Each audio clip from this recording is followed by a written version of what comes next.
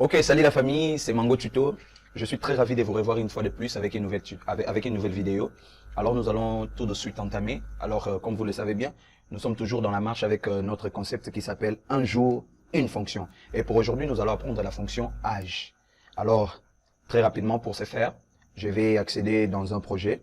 Ok, je vais créer une fenêtre pour pouvoir vous montrer comment fonctionne cette fonction. Alors, dans la fenêtre, nous avons un libellé, voir ton âge complet. Nous avons une zone de saisie et une autre zone de saisie ainsi qu'un bouton calculé. Donc, deux zones de saisie, un bouton calculé et un libellé. Alors, comment ça va se passer? Comment l'interaction va se faire avec l'utilisateur? Je vais vous le montrer.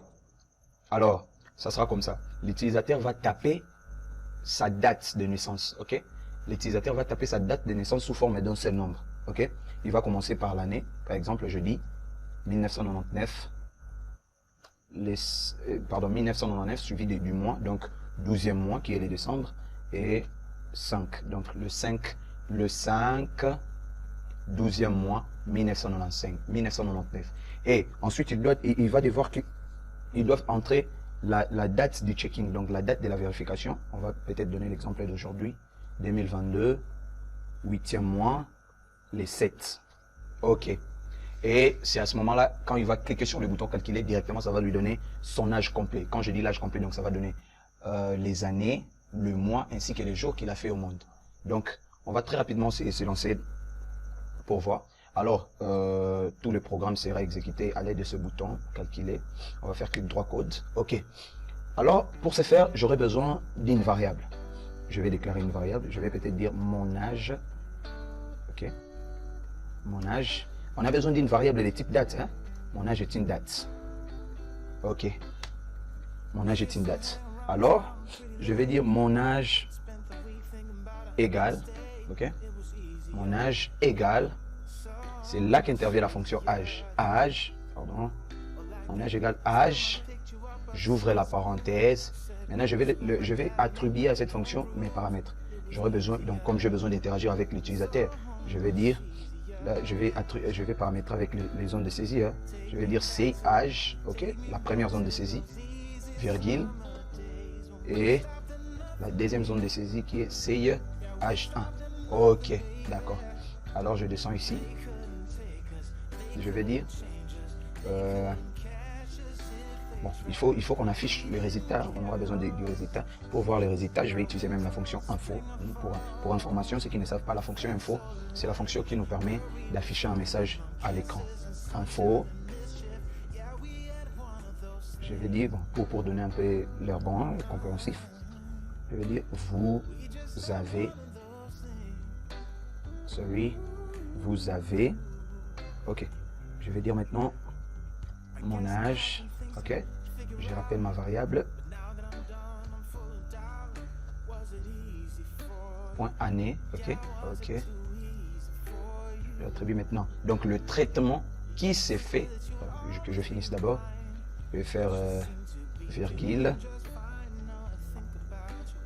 Mon âge, point, mois. Ok. Virgule, mon âge, point jour. Ok. C'est bon. C'est bon. Maintenant, je vous explique. Donc, je déclare d'abord une variable de type date. Dans cette variable-là, je l'attribue la fonction âge en mettant en paramètre mes deux zones de saisie qui est sur ma fenêtre. Donc, c'est âge et c'est âge 1. Ok. Alors, pour voir les résultats, j'utilise la fonction info. Je laisse un petit message pour que ça s'interagisse bien avec l'utilisateur. Et donc, je prends avec le traitement qu'a effectué la fonction âge, je vais qu'il me sorte, parce que la fonction âge, le traitement de la fonction âge est attribué dans ma variable mon âge. Ok. Je vais maintenant que ce traitement-là m'affiche l'année, le mois et le jour. Alors, vous vous demandez peut-être pourquoi j'ai commencé avec l'année. Ok, il faut commencer avec l'année parce que quand on demande l'âge de quelqu'un, n'est-ce pas qu'on commence avec l'année? Je ne peux pas dire j'ai 8 jours, 12 mois, pardon, j'ai 8 jours, 5 mois, 23 ans. Non, je dirais j'ai 23 ans et les jours suivent après. Donc c'est un peu comme ça. On va le tester pour directement vérifier et voir comment ça fonctionne. Ok, toujours avec notre exemple là, je vais dire 1999, 12e mois, les 5.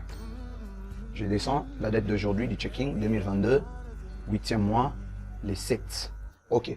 Quand on clique sur le bouton calculer, ouf, ça nous donne l'âge exact, l'âge complet de notre utilisateur. Donc notre utilisateur a 22 ans. Quelqu'un qui est né le 5 décembre 1999, aujourd'hui, il a 22 ans, 8 mois et 2 jours.